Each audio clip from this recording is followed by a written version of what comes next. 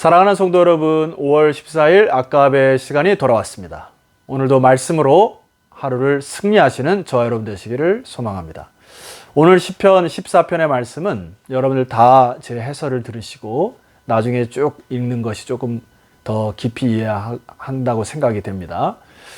자, 오늘 1절 말씀이 이 시를 전체적으로 이해할 수 있는 힌트요, 키포인트입니다. 1절 말씀을 먼저 봉독해 올리겠습니다. 어리석은 자는 그의 마음에 이르기를 하나님이 없다 하는도다. 그들은 부패하고 그 행실이 가증하니 선을 행하는 자가 없도다. 하나님이 없다 하는 자는 참 어리석다, 이렇게 표현하는데 누구를 연상하는 것 같은 느낌이 들지 않습니까? 그 하나님이 없이 어리석은 자들의 특징은 첫 번째, 부패하고 그 행실이 가증하고 선을 행하는 자가 없다. 이 선이라고 하는 단어는 구약 히브리의 토브라고 하는 단어인데요. 이 토브의 그 영향력, 이 토브를 해석하는 의미론적인 해석은 우리나라 말로 표현할 길이 없습니다. 왜냐하면 뭐 선하고 좋고 착하고 멋지고 아름답고 이런 거를 다 함축한 단어가 토브입니다.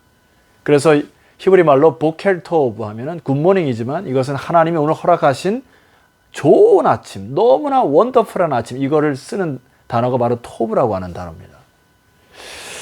자, 여러분, 이 다윗이 어리석은 자는 이라고 썼을 때에 이 어리석다라고 하는 단어는 히브리 단어의 나발이라고 하는 단어입니다. 여러분, 어디서 많이 떠올려지지 않습니까? 이 나발이라고 하는 것은 사무엘 25장에 보면 나발과 그의 아내 아비가일을 만난 사건을 연상이 됩니다. 다윗은 그 나발 사건을 통해서 어리석은 단어를 차용하여서 썼다고 확신이 됩니다. 왜냐하면 이것은 역사적인 근거와 시편과의 문맥상에 보면 정확히 이해할 수 있어요. 예를 들어 시편 14편과 53편은 쌍둥이십니다. 여러분들 오늘 시간이 있으시면 53편 읽으면 단어 몇 개 외에는 동일한 내용이 적혀 있어요.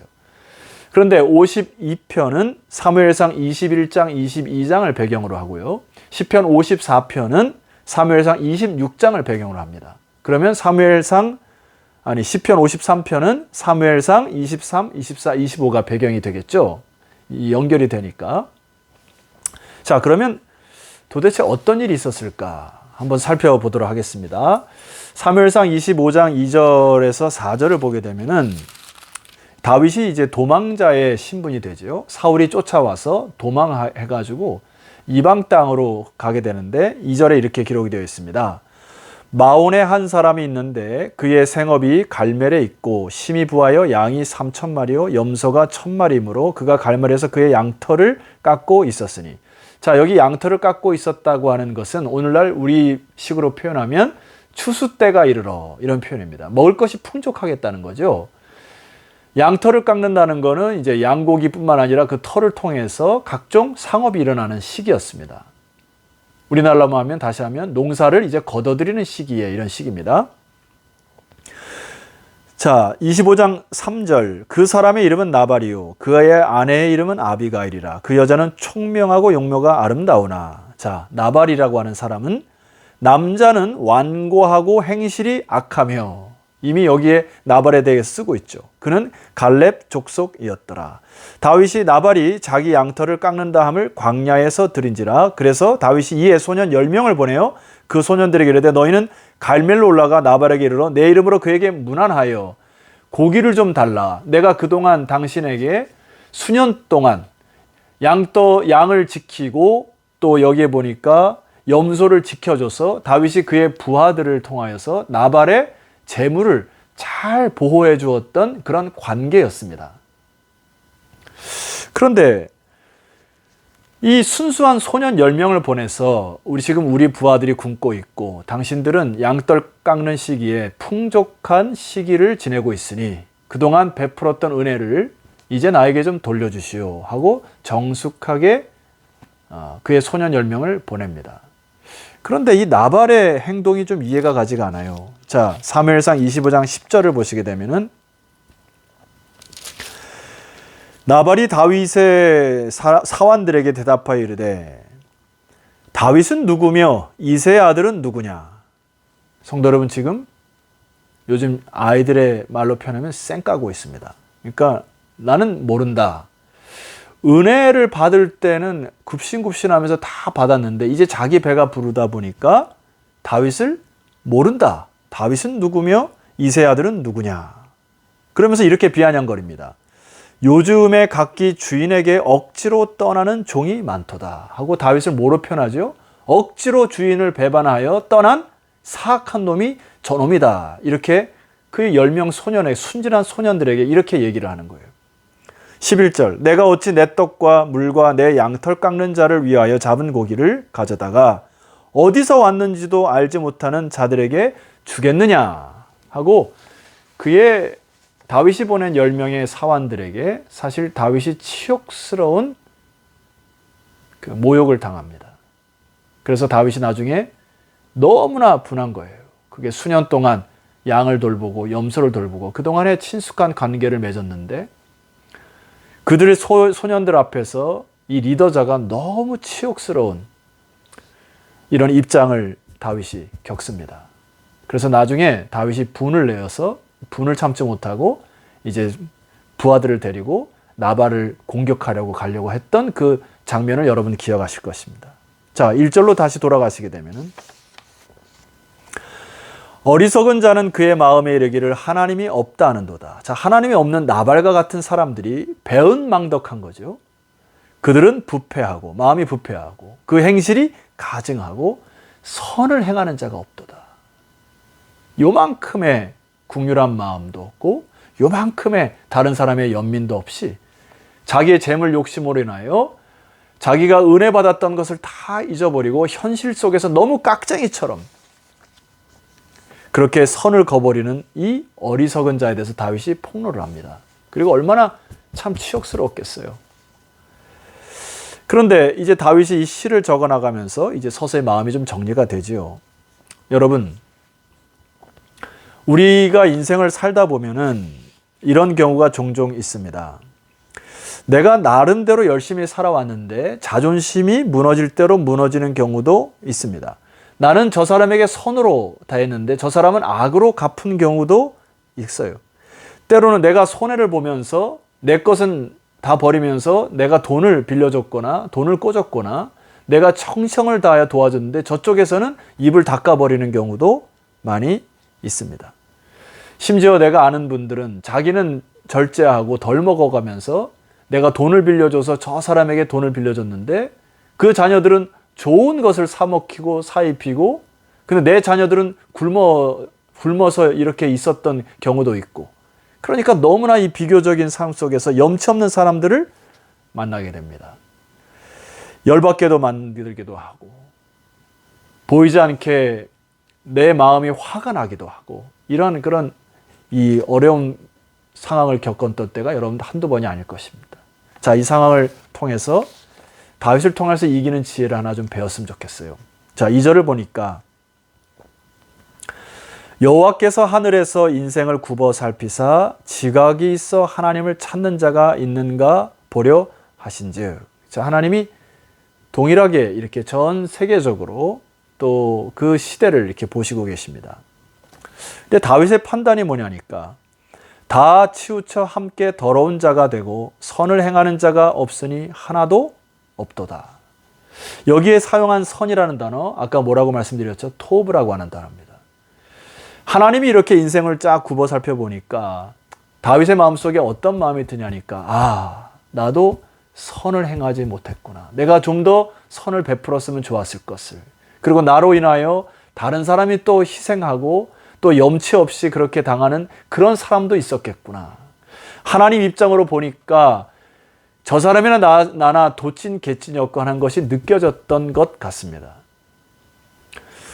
이런 마음을 다시 다잡고 다윗이 하나님을 계속 묵상하는 가운데 5절로 넘어가시게 되면은 다윗이 이런 고백을 합니다. 그러나 거기서 그들은 두려워하고 두려워하였으니. 자, 하나님이 없다고 생각하는 자들은 계속해서 두려움에 있지만은 하나님을 믿는 저와 여러분 같은 사람들은 어디에서 다시 용기와 힘을 얻으셔야 되냐면 5절 하반절에 이렇게 선포합니다. 하나님이 의인의 세대에 계심이로다. 하나님을 믿고 그래도 선을 베풀고 하나님을 믿고 그래도 하나님 앞에 아름다움을 다른 사람들에게 선포하고 기꺼이 의롭게 행하는 자들에게 하나님이 함께 계신다. 하나님의 존재를 통하여 힘을 얻습니다. 6절 말씀 보면 너희가 가난한 자의 계획을 부끄럽게 하나. 자, 악인들은 가난한 자들에 대한 긍휼과 연민이 없어요. 그래서 그들을 참 치욕스럽게 부끄럽게 하는 것. 그런데 6절의 하반절에 보니까 오직 여호와는 그의 피난처가 되시도다. 하나님을 붙들고 끝까지 인내하였더니 하나님이 그에게 피난처가 되게 하셔서 하나님으로 하여금 다시금 하나님이 이 모든 것을 통하여 피할 길을 허락하시는 그 하나님을 만납니다. 여러분, 다윗이 마음을 중심을 돌이켰던 한 사람이 바로 나발의 아내 아비가일입니다. 여러분, 참 이 지혜로운 처녀, 이 총명한 처녀, 부인 아비가일을 통하여서 하나님이 다윗에게 주는 메시지 한번 들어보실까요? 사무엘상 25장에 29절 말씀 가시게 되면 참 이 여인이 너무나 지혜롭게 아름답게 얘기하는 것이 보입니다. 자, 제가 읽어보겠습니다. 사람이 일어나서 내 주를 쫓아 내 주의 생명을 찾을지라도, 이게 아비가일이 다윗에게 하는 말이에요. 내 주의 생명은, 다윗의 생명은 내 주의 하나님 여호와와 함께 생명 싸개 속에 쌓였을 것이요. 하나님이 생명 싸개에 다윗을 꽁꽁 이렇게 쌓기 때문에 악인이 당신을 해친다고 해도 절대 죽을 사람이 아닙니다. 참 놀라운 표현이죠. 내 주의 원수들의 생명은 물매로 만지듯 여호와께서 그것을 던지시리이다. 30절 여호와께서 내 주에 대하여 하신 말씀대로 모든 선을 내 주에게 행하사, 하나님이 당신에게 토부를 행하셨다는 겁니다. 내 주를 이스라엘의 지도자로 세우실 그때에. 31절 내 주께서 무죄한 피를 흘리셨다든지 내 주께서 친히 보복하셨든지 함으로 말미암아 슬퍼하실 것도 없고 내 주의 마음에 걸리는 것도 없으리니 다만 여호와께서 내 주를 후대하실 때에 원하건대 내 주의 여종을 생각하소서.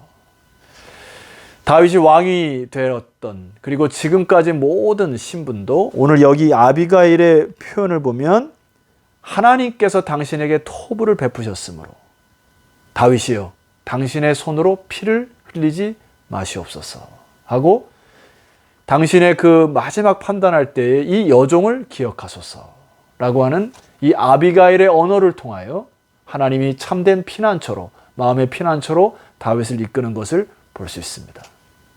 그래, 지금까지 나의 모습은 하나님이 나에게 토부를 행하셨지. 하나님이 피난처가 되지 않으셨다면 나의 왕이라든지 나의 모든 일들은 지금까지 이룰 수가 없었지 하고 큰 마음으로 다시금 이 상황을 파악을 하고 그가 나발을 치러 갔던 것들을 다 접습니다. 성도 여러분, 여러분의 손과 언어로 피를 흘리지 맙시다. 그리고 하나님 앞에 하나님의 주권에 의탁합시다. 7절에는 이렇게 마지막 선포합니다. 하나님은 그의 백성을 포로된 곳에서 돌이키실 때에 야곱이 즐거워하고 이스라엘이 기뻐하시리로다. 돌이키시는 분도 하나님이십니다. 그러므로 야곱은 즐거워하고 기뻐한다. 모든 생명의 주권도 주께 있습니다.